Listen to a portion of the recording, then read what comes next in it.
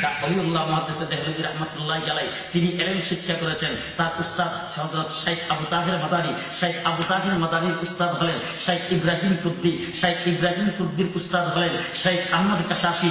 শেখ আহমদ কাশাফির উস্তাদ হলেন শেখ আবুল ওয়াহাব সানাবি। শেখ আবুল ওয়াহাব সানাবির উস্তাদ হলেন শেখ শামসুদ্দিন মোহাম্মদ রামালি। শেখ শামসুদ্দিন মোহাম্মদ রামালির উস্তাদ হলেন শেখ জাকারিয়া আহমদ আনসারী। শেখ জাকারিয়া আহমদ আনসারী উস্তাদ হলেন শেখ শিহাবউদ্দিন আসকালানি। শেখ শিহাবউদ্দিন আসকালানির উস্তাদ হলেন শেখ জাইনুদ্দিন তানুখী। শেখ জাইনুদ্দিন তানুখীর উস্তাদ হলেন শেখ আবুল আব্বাস আহমদ হাজ্জার। শেখ আবুল আব্বাস আহমদ হাজ্জার উস্তাদ হলেন শেখ সিরাজউদ্দিন হাম্বলি জুবাইদি। শেখ সিরাজউদ্দিন হাম্বলি জুবাইদির উস্তাদ হলেন শেখ আব্দুল আব্বাল হারবি। শেখ আব্দুল আব্বাল হারবির উস্তাদ হলেন শেখ আব্দুর রহমান দাউদি। শেখ আব্দুর রহমান দাউদির উস্তাদ হলেন শেখ আবু মোহাম্মদ আব্দুল্লাহ সুরাকসি। শেখ আবু মোহাম্মদ আব্দুল্লাহ সুরাকসির উস্তাদ হলেন শেখ আবু আব্দুল্লাহ মোহাম্মদ আল ফরওয়ারি। শেখ আবু আব্দুল্লাহ মোহাম্মদ আল ফরওয়ারির উস্তাদ হলেন বুখারী শরীফ যিনি লিখছেন বুখারী শরীফের মুসান্নিফ ইমাম বুখারী রাহমাতুল্লাহি আলাইহি। ইমাম বুখারী রাহমাতুল্লাহি আলাইহির উস্তাদ হলেন শেখ হাম্মাদ। শেখ হাম্মাদের উস্তাদ হলেন আমিরুল মুমিনিন ফিল হাদিস হযরত আব্দুল্লাহ ইবনে মুবারক। হযরত আব্দুল্লাহ ইবনে মুবারকের উস্তাদ হলেন ইমামে আযম আমাদের ইমাম আবু হানিফা রাহমাতুল্লাহি আলাইহি। আবু হানিফা রাহমাতুল্লাহি আলাইহির উস্তাদ হলেন শেখ আনাস ইবনে মালিক। শেখ আনাস ইবনে মালিকের উস্তাদ হলেন আল্লাহর নবীর সাহাবী হযরত আব্দুল্লাহ ইবনে মাসউদ। আব্দুল্লাহ ইবনে মাসউদের উস্তাদ হলেন সাইয়্যিদুল মুরসালিন দুজাহানের সরদার খাতামুন নবিয়্যিন সর্বশ্রেষ্ঠ নবী মুহাম্মদুর রাসূলুল্লাহ সাল্লাল্লাহু আলাইহি ওয়াসাল্লাম। মুসলমানেরা এইভাবে রাসূল সাল্লাল্লাহু আলাইহি ওয়াসাল্লামের হাদিসের ধারাবাহিকতা আমাদের পর্যন্ত আসছে। আমরা কিন্তু লেস খাড়া না, আমরা আল্লাহর নবীর ওই ধারাবাহিকতার সার্টিফিকেট নিয়ে তারপরে হাদিস বর্ণনা করি। বুখারী শরীফ বাংলার ইংলিশ তর্জমা পড়লেই বর্ণনা করা যায়। মনে থাকবে তো? জি, এটাকে বলা হয় হাদিসের সনদ। এটাকে বলা হয় হাদিসের সনদ। এবার আমি আপনাদের জিজ্ঞেস করতে চাই, আল্লাহর নবী তো আপনাদের অক্সফোর্ডে লেখাপড়া করছেন, ক্যামব্রিজে, ঢাকা বিশ্ববিদ্যালয় কই বছর? রাসূল বলছে কি আল্লাহ বিশ্ববিদ্যালয় ওয়ামা ইয়ানতিকু আনিল হাওয়া ইন হুয়া ইল্লা ওয়াহয়ু ইউহা। মুহাম্মদ হারগিজ না গুফতা তানা গুফতা জিবরাইল। জিবরাইল হারগিজ না গুফতা তানা গুফতা কিরদাগার। মুহাম্মদুর রাসূলুল্লাহ সাল্লাল্লাহু আলাইহি ওয়াসাল্লাম কোন কথা বলতেন না, টুকটা পর্যন্ত লাগতেন না আমার আল্লাহ যতক্ষণ না বলতেন। সুবহানাল্লাহ। রাসূল কোত্থেকে শিখছে? তাইলে আমাদের থেকে নিয়ে আল্লাহ পর্যন্ত ধারাবাহিকতা আছে না নাই? এই জন্য আমার ভাইরা সাল্লু কামা রাআইতুমুনি উসাল্লি, নামাজ পড়ো আমাকে যেইভাবে দেখছো। মুসলমানেরা আরে উলামায়ে কেরাম, হক্কানি উলামায়ে কেরাম যেইভাবে রুকু করে, যেইভাবে সিজদা করে, ওইভাবে যেই ব্যক্তি দেখা তারপরে নামাজ শিক্ষা নামাজ আদায় করে, সেই ব্যক্তি হলো প্রকৃত মুসল্লি। সুবহানাল্লাহ। ঠিক না ভাই? ঠিক। এই জন্য নামাজের রুকু সিজদা গুলি ঠিক মতন দেওয়া লাগবে তো? হ্যাঁ, সূরা কেরাত ঠিক মতন পড়া লাগবে তো? হ্যাঁ। এখন নামাজের মধ্যে অনেক লোকজন আছে আল্লাহু আকবার করে নিয়ত বাইনা সব বুড়াইয়া, কয়টা জানলা, কয়টা দরজা, মসজিদে ফ্যান কয়টা, এরকম লোক আপনাদের এখানে নেই। আমরা বাংলাদেশে দেখছি এক মসজিদের মধ্যে আমি যাইতেছি, ওই নামাজ শুরু হয়ে গেছে, নামাজ রুকুতে চলে গেছে, যাইতেছি মসজিদে আরো 3 জন লোক ঢুকতেছে। তো এক বেচারা ওই কাতারের মধ্যে রুকুত গেছে, গায়ে রুকুত যাই হের আর বন্ধুরে হাত দিয়া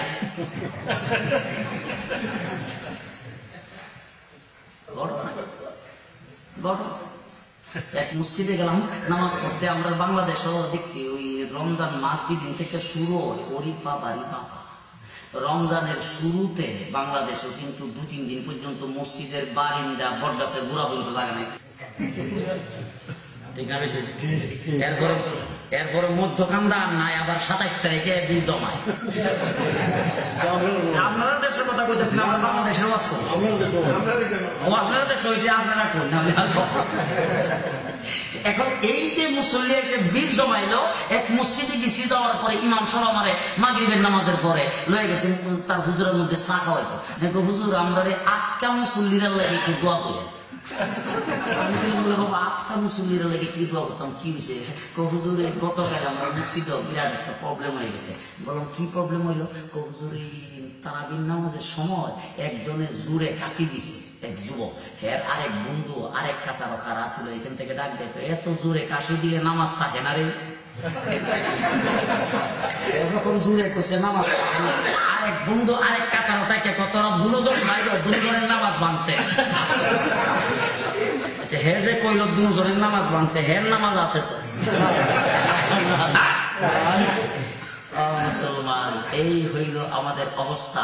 এবার শেষ হাদিস, আরেকটা হাদিস আপনাদেরকে নামাজের সম্পর্কে শোনাই দিতে চাই। আমার রাসূল সাল্লাল্লাহু আলাইহি ওয়াসাল্লামের দরবারে হযরত জিবরাইল আমিন আগমন করেছেন। আমার কিন্তু টাইমের দিকে দেখতেছি আর কথা তাড়াতাড়ি বলতে হচ্ছে। হযরত জিবরাইল আমিন আগমন করেছেন আল্লাহর নবীর দরবারে মানুষের সুরত ধইরা। কোন সুরত? মানুষের সুরত। হযরত উমর ইবনে খাত্তাব সহ সাহাবায়ে কেরাম বসা আছে, আয়েশা হুজুরের হাঁটুর সঙ্গে হাঁটু মিলাইয়া বসছে। এই হাদিসটার নাম হইল হাদিসে জিবরাইল। কি নাম? হাদিসে জিবরাইল। তো হাঁটুর সঙ্গে হাঁটু লাগাইয়া বৈশা হুজুর আকরাম সাল্লাল্লাহু আলাইহি ওয়াসাল্লামের উরাতের উপর তার হাত তুলে রাখছে, অথবা নিজের উরাতের উপর রাখছে। কেউই রাসূলকে প্রশ্ন করতে আরম্ভ করছে। এবার সাহাবায়ে কেরাম খালি চোখ মোড়া করে তাকাইতেছে, ঘটনা কি? কোত্থেকে আইলো? লোকটারে আমরা কোনোদিন দেখিনি, চিনি নাই, মদিনাতে বসবাস করলেও তো আমরা জানতাম। এই লোক কোত্থেকে আইলো? চিনা মানুষ। আইসা আবার বিয়াদবের মতো হুজুরের সঙ্গে হাঁটুর সঙ্গে হাঁটু মিলাইয়া বৈশা, আবার উরাতের উপর হাত রাইখা আবার হুজুরে প্রশ্ন করতে আরম্ভ করছে। কিন্তু হুজুর যেহেতু সামনে, এই জন্য সাহাবীরা কোনো কথা বলতে পারে না। এবার প্রশ্নের ভিতরে অনেকগুলি প্রশ্নের মধ্যে একটা প্রশ্ন করছে, মাল ইহসান, ইহসান কারে কয়? এখন আমি যদি আপনাদের জিজ্ঞেস করি, বলে ইহসানের অর্থ কি? আপনারা কবেন ইহসান তো উপকার করা, সে তো সবাই জানেন। কিন্তু আল্লাহর নবী ইহসান কি বলে শুনি। আল্লাহর নবী বলেছেন, তা'বুদাল্লাহ কা'আন্নাকা তারা ফাইন লাম তাকুন তারা ফাইন্নাহু ইয়ারা। আল্লাহর নবী বলেছেন, নামাজ যখন পড়ো, আল্লাহর ইবাদত বন্দেগী যখন করো, তখন তুমি এরকম মনে করতে হবে, তোমার দিল, তোমার দিমাগ, তোমার মনটাকে এমন আগ্রহ আর এমন ঈমান তোমার আনতে হবে যে আমি আল্লাহর সামনে দাঁড়াইছি, আল্লাহ রাব্বুল আলামিনকে দেখা আমি ইবাদত বন্দেগী করতেছি, সুবহানাল্লাহ, আল্লাহর আমি দেখতেছি। এরকম এরকম ইকিন তুমি করবা। আমার ভাইরা যদি এমন ইকিন আপনার ভিতরে না আনতে পারেন, আল্লাহর নবী 2 নম্বর আরেকটা কথা বলেছেন, ফাইল্লাম তাকুন তারা ফাইন্নাহু ইয়ারা। যদি এমন ইকিন তোমার সৃষ্টি না হয়, যদি এমন ইকিন না করতে পারো, ও আমার উম্মতেরা, 2 নম্বরটা নিশ্চয় করা লাগবে, নাইলে নামাজ কবুল হবে না। সেটা হইল আল্লাহ রাব্বুল আলামিনকে আমি দেখি না, আল্লাহকে দেখার শক্তি আমার নাই, এমন ইকিন আমি করতে পারি না, কিন্তু আল্লাহ নিশ্চয় আমাকে দেখতেছে। আল্লাহ দেখেনি? আল্লাহ দেখেনি? তাহলে নামাজে যে দাঁড়াইলেন কার সামনে? আরো জোরে। বান্দা যখন নামাজের মধ্যে দাঁড়ায় আল্লাহু আকবার বলে, তখন বান্দার আল্লাহর সাথে ডাইরেক্ট সম্পর্ক হইয়া যায়। বান্দার আল্লাহর সাথে তখন ডাইরেক্ট সম্পর্ক হয়ে যায়। আমার ভাইরা, নামাজে দাঁড়াইছে কার সামনে দাঁড়াইছে? আল্লাহর সামনে দাঁড়াইছে। আমরা ছোট সময় যখন মক্তবে পড়ি, তখন অন্যায় করলে হুজুরে লাইন দিয়ে খাড়া করতো, খাড়া করে কইতো কানদর কানদর কানদর কানদর কানদর কইলে আমরা কিছু আসলাম, হুজুরের কইতাম হুজুর দুইটা বাড়ি দিয়ে কানদর।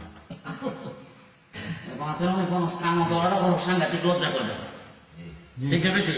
এর থেকে দুটো বাড়ি খাইলাম বাবা, সবাই ঘুমাই গেছেন না, এর থেকে দিকে পানি খাইলাম বালা, ঠিক না বেঠি?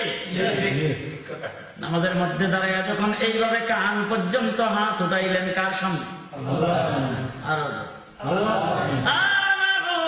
অন্যায় অবিচার যা করেছি আল্লাহ, অপরাধ স্বীকার করে কান ধইরা লাইলাম,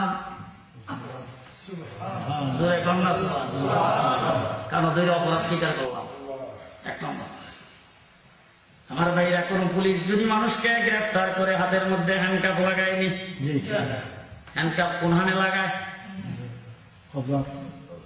এখানে না এমন লাগা কোনখানে বালা করে বুঝছেন, কিন্তু বুঝা টুঝা যায় কোনখানে লাগা এখানে, ঠিক না বেটি? এই জায়গার মধ্যে আইনা তারপরে আপনি হাতটা এইভাবে যখন বেঁধে ফেললেন, আমার আল্লাহর সামনে দাঁড়ায় বললেন, আল্লাহ আমি নিজের হ্যান্ডকাপ নিজে লাগাইয়া স্বেচ্ছায় কারাবরণ কইরা লাইলাম। সুবহানাল্লাহ, জোরে কারণ স্বেচ্ছায় কারাবরণ। মানুষ যখন কোনো বক্তৃতার মধ্যে দাঁড়ায় বেড়াগিরি কি দেখো বেড়াগিরি, ঠিক না? আর একজন মানুষের সামনে যায় যদি কাতর হইয়া দাঁড়ান আপনি অপরাধী স্বীকার করে তখন ঠিক কিনা? এতটুকু কইলাম এই বিষয়ে বলতাম।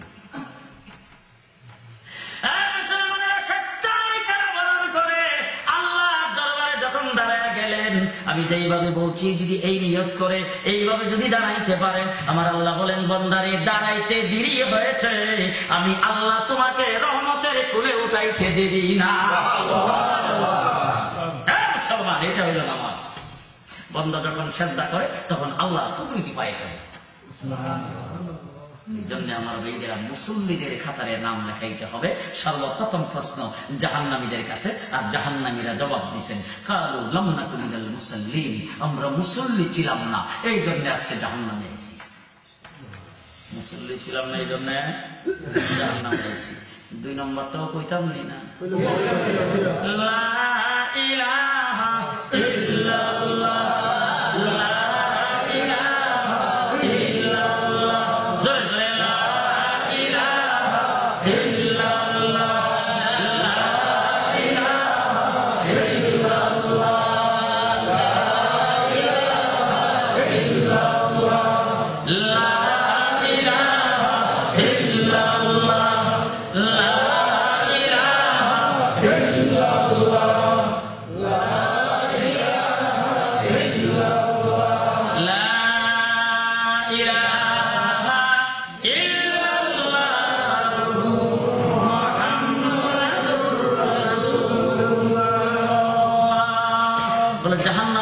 এক নম্বর কারণ হইল আমরা মুসল্লি ছিলাম না। বলে 2 নম্বর কারণটা কি? 2 নম্বর কারণটা হইল কালু লাম নাকু মিনাল মুসাল্লিন ওয়া লাম নাকু নুতিমুল মিসকিন। বলে 2 নম্বরটা হইল আমরা দান খয়রাত করতাম না। কোন মিসকিনও যদি আমরা কাছে আইতো, আমরা বাংলাদেশে দেখছি যে পাজারো গাড়ি যদি আর গাড়ির কাছে হুকি যায় না। আমাদের দেশও নাই, আমরা তো হুকির তো নাই। আমরা খালি যারা বাংলাদেশ থেকে কিছু লোকজন নাই আমরা আপনারা হুকিরের মতো মনে করেন, আমাদের হুকির তো নাই, হুকির তো না। এখন আমরা বাংলাদেশও দেখছি পাজারো গাড়ি গেলে এর কাছে তো হুকির যায় না। আর বালা করে গ্লাস ট্লাস লাগানো থাকলে গেটটা যদি বালা থাকে হুকির এই বাড়ির কাছে দেওয়া যায় না। গুলশান গেলাম এক বাসায়, যাই দেখি গেটের মধ্যে বড় করে লেখা কুকুর থেকে সাবধান। আমি যাই কলিং দৃষ্টি দিতেছি, খুব ডরে বয়ে বলা তো যায় না, যদি ডরে বুঝি না। সাহেব নিজে এসে গেট খুলছে, খোলার পরে ভিতরে গেলাম, যে সাহেবের লগে কাছে ফিরা, তারপরে আজ্জা যাইতেছি যে বলা যায় না কোথা যাইয়া সেটিং রুমে বইয়া উঠে ডাক দিয়ে গেলাম যে কোথাও ভালো নেই, কি হয়েছে কোথাও তো নাই। তাই বললাম না, গেটের মধ্যে লেখা দেখলাম কুকুর থেকে সাবধান। মাথাটা নিচের দিকে দিয়ে একটা হুজুরে ফকির বাকরারা বড় জ্বালা এলাকা লিখে তুইছে কুকুর থেকে সাবধান। এমন মানুষ আছে কি? মসজিদ মাদ্রাসায় বিভিন্ন জায়গায় 5টা টাকা যদি দেওয়া কলজার দীর্ঘটা ছিঁড়ে জায়গা ওয়াজ বলো হুজুর সারা রাত ওয়াজ করে হুজুর ওয়াজটা বড় মজা লাগবে হুজুর ফজর না পড়ে যাইতাম না, 5টা টাকা চাই নিয়ে বলো আহা হুজুর ওয়াজটা বড় ভালো লাগছে, এই কামটা কি টাকা। এরকম মানুষ আছে না? না জি, অনেক লোকজন মনে করে 100 পাউন্ড পকেটে আছে, 10টা পাউন্ড দিয়ে দিলে তো 10 পাউন্ড কমে 90 পাউন্ড রইল, ঠিক না বেটে? আর আমার আল্লাহ হইতেছে ফালাহু আশরু আমসালিহা, তুমি যদি 1 পাউন্ড দাও তার বদৌলতে আল্লাহ পাক কমপক্ষে দিবে 10 পাউন্ড, তুমি 10 পাউন্ড দিলে আল্লাহ পাক কমপক্ষে দিবে 100 পাউন্ড। ফালাহু আশরু আমসালিহা।